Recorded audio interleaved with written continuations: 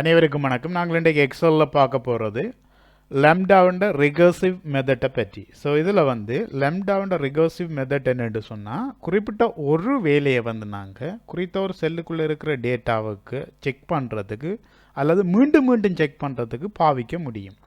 So இந்த முறையில் நாங்கள் ஃபங்க்ஷனை எழுதுவதன் ஊடாக எங்களோட மிகப்பெரிய தலையடி அல்லது சில வேலைகளை நாங்கள் இலகுவாக செய்து கொள்ளக்கூடியதாக இருக்கும். ஸோ ஏற்கனவே நாங்கள் எங்களுடைய அந்த லம்டா என்ற என்ன லம்டா பயன்படுத்தி எவ்வாறு ஃபங்க்ஷன் கிரியேட் பண்ணலாம் அப்படின்ட்டு சொல்லி ப்ரீவியஸான டியூட்டோரியலில் பார்த்துருக்கோம். ஸோ இந்த டியூட்டோரியலில் நாங்கள் முற்றுமுழுதாக ரிகர்சிவ் முறையை பற்றி, அதாவது லூப்பிங்கை எவ்வாறு செய்கிறன்றது இந்த டியூட்டோரியலில் தெளிவாக பார்ப்போம்.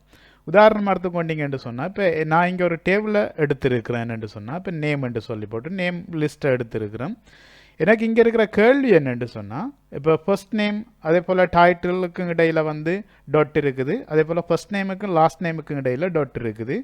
ஃபுல்லாக பார்த்து வந்தீங்கன்னு சொன்னால், சில இடங்களில் ஃபர்ஸ்ட் நேமுக்கும் டைட்டிலுக்கும் இடையில் டாட் இருக்குது, அதே போல் லாஸ்ட் நேமுக்கும் ஃபர்ஸ்ட் நேமுக்கும் இடையில் ஸ்பேஸ் இருக்குது. ஸோ இங்கே இருக்கிற தேவை என்னென்னு சொன்னால், எனக்கு ஒன்று ஸ்பேஸாக இருக்க வேணும் அல்லது டொட்டாக இருக்க வேணும். ஸோ எந்த தேவையின் அடிப்படையில் இந்த இடத்துல எனக்கு ஒவ்வொரு இடங்கள்லையும் ஸ்பேஸ் தான் தேவை. ஃபர்ஸ்ட் நேமுக்கும் லாஸ்ட் நேமுக்கும் அதே போல் டைட்டிலுக்கும் ஃபர்ஸ்ட் நேமுக்கும் இடையில் ஸ்பேஸ் தான் தேவை. எனக்கு டொட்டை ரிமூவ் பண்ணி எடுக்க வேணும். அப்போ நாங்கள் இதுக்காக பேரை டிலீட் பண்ணி போட்டு திரும்ப டைப் பண்ணி கொண்டிருக்கலாம். ஸோ இதுக்கு நாங்கள் எப்படி ஃபங்க்ஷன் எழுதலாம்? உதாரணமாக டிஃபால்ட்டாக இருக்கிற எக்ஸலில் ஃபங்க்ஷனை பார்த்தீங்கன்னு சொன்னால், நான் ஏற்கனவே இதில் வடிவாக விளங்கப்படுத்தி இருக்கேன்னு நினைக்கிறேன். ஸோ இதில் இந்த இடத்துல பார்த்தீங்கன்னு சொன்னால், இப்போ உதாரணத்துக்கு இப்போ ரீப்ளேஸை டைப் பண்ணி ப்ராக்கெட்டை ஸ்டார்ட் பண்ணிங்கன்னா அதுன்ற ஓல்ட் டெக்ஸ்ட்டுக்கு நான் கொடுக்குற நேம் இருக்கிற இடத்த திரும்ப ஸ்டார்ட் நம்பர்ன்னு சொல்லி கேட்குங்க. அதுக்கு நான் சர்ச் என்ற குறிப்பிட்ட ஃபங்க்ஷனை பயன்படுத்தி சர்ச்சின்ற வார ரிசல்ட்ஸை ஸ்டார்ட் நம்பர்ன்னு சொல்லி கொடுக்குறேன். அதே இடத்துல ஸ்டார்ட் நம்பருக்கு அடுத்து என்ன கேட்க போதுன்னா, நம்பர் கரெக்ட் எத்தனை கரெக்டர் வெட்ட போகிறீங்கன்னு சொல்லி கேட்குது. ஸோ நான் ஒன்றுன்னு சொல்லி கொடுக்குறேன், நியூ டெக்ஸ்ட் என்னன்னு சொல்லி கொடுக்குறேன், ஸ்பேஸ். ஸோ இது என்ன செய்ய போகுதுன்னு சொன்னால், சிம்பிளாக ஒரு ஃபங்க்ஷனாக செயற்பட போகுது. அதாவது இப்போ ஃபர்ஸ்ட்டுக்கு இருக்கிற லெட்டரை மாத்திரம்தான் இது தேடி எடுக்கும். அதாவது எந்த இடத்துல குறிப்பிட்ட அந்த கண்டிஷனை மீட் பண்ணுதோ அதோட ஸ்டாப் ஆகும். அப்போ திரும்ப லாஸ்ட் நேமுக்கு இடையில் இருக்கிறத ஃபர்ஸ்ட் நேமுக்கு லாஸ்ட் நேமுக்கு இடையில் இருக்கிறத எடுக்காது. ஸோ இதுக்கு நாங்கள் எப்படி ஃபங்க்ஷன் எழுதலாம்னு யோசித்தீங்கன்னா, அதுக்கு தான் நாங்கள் லெம்டாவை யூஸ் பண்ணலாம். அதாவது குறிப்பிட்ட ஒரு வேலையை ஒரே செல்லுக்குள்ளே திரும்ப திரும்ப திரும்ப திரும்ப செக் பண்ணுறதுக்கு அல்லது செய்கிறதுக்கு பயன்படுத்தக்கூடியதாக இருக்கும். ஸோ இதை எடுத்துக்கொண்டீங்கன்னு சொன்னால், இதுக்கு நான் எப்படி பாவிக்கலாம் அப்படின்னு சொல்லி பார்த்தீங்கன்னா, நான் ஒரு ஃபங்க்ஷன் எழுதியிருக்கேன்.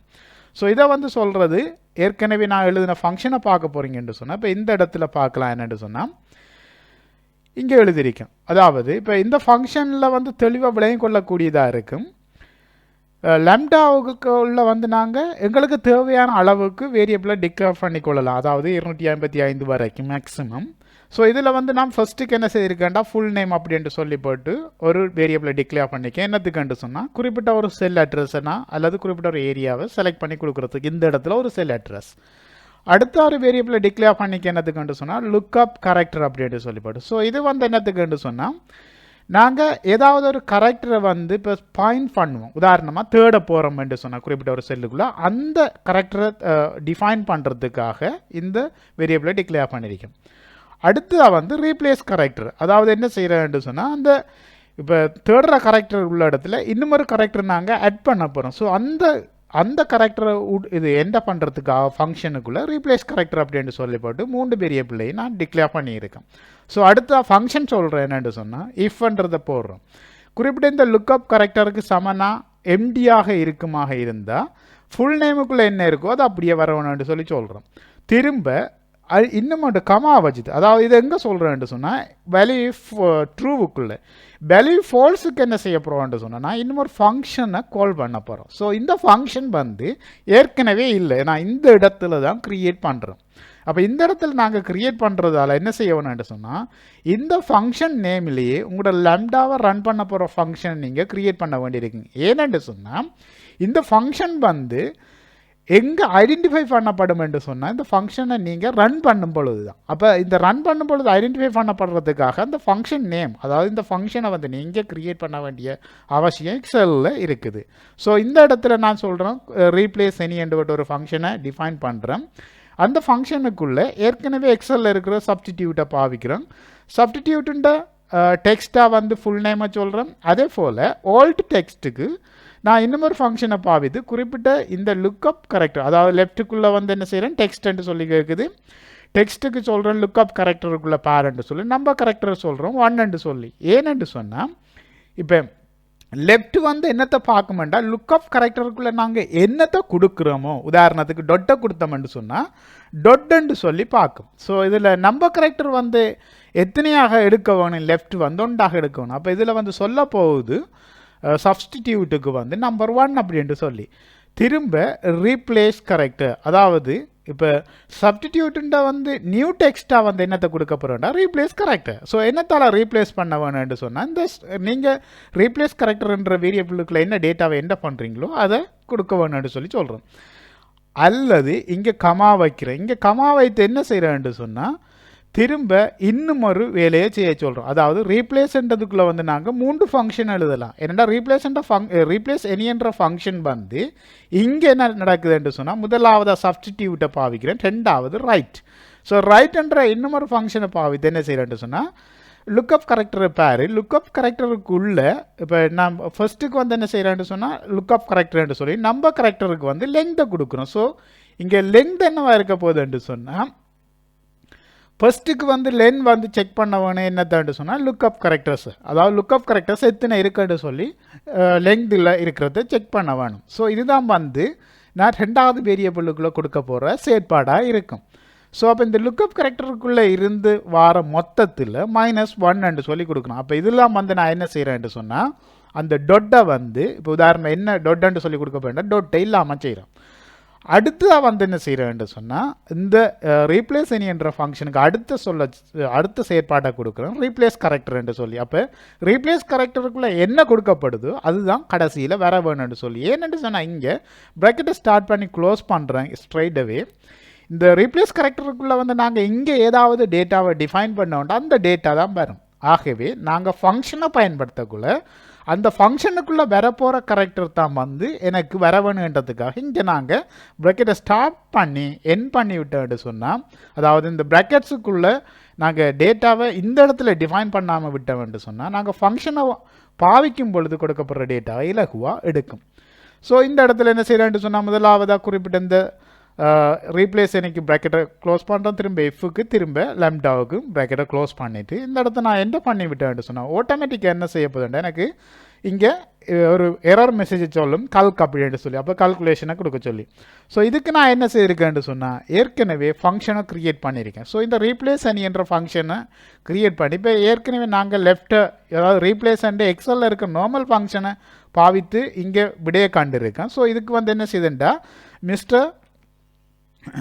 மிஸ்டர் ஸ்பேஸ் தனு டாட் ராஜாட்டு சொல்லி தருது. ஸோ நான் இங்கே லம்டாவை யூஸ் பண்ணி எழுதின ஃபங்க்ஷன் பாவிக்கலாமா அப்படின்ட்டு சொல்லி பார்ப்பேன். ஸோ இங்கே வந்து நான் கொடுக்குறோம் ரீப்ளேஸில் ஃபுல் நேமுக்கு என்ன செய்கிறேன்னு சொன்னால் செல் அட்ரஸை கொடுக்குறோம்.